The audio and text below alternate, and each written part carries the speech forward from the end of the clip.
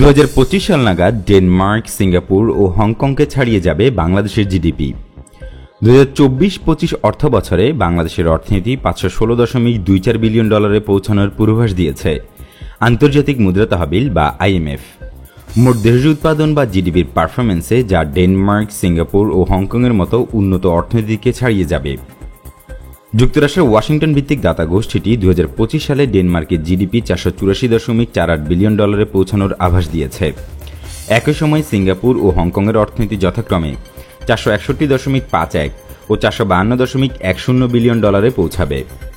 গত মঙ্গলবার প্রকাশিত সংস্থাটির ওয়ার্ল্ড ইকোনমিক আউটলুক প্রতিবেদনে এই পূর্বাভাস দেওয়া হয়।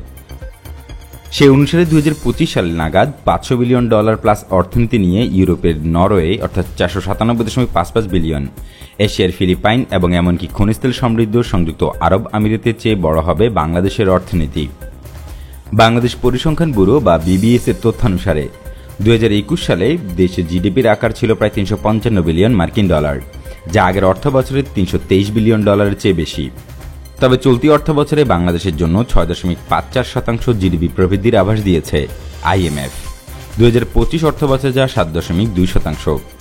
বিশ্বব্যাংকের ঢাকা অফিসের সাবেক প্রধান অর্থনীতিবিদ ড জাহিদ হোসেন বলছেন, সামষ্টিক অর্থনীতিকে একটি বাজার হিসেবে ধরলে কেবল এসব তুলনা গুরুত্বপূর্ণ হবে, কিন্তু আমরা যদি এসব অর্জনের প্রকৃত প্রভাব জানতে চাই তাহলে কর্মসংস্থান সৃষ্টি, দারিদ্র্য দূরীকরণ, অর্থনৈতিক অন্তর্ভুক্তি সহ অন্যান্য দিকে কী পরিবর্তন হবে সেটা বিশ্লেষণ করতে মাথাপিছু উন্নয়নের হিসাব করতে হবে।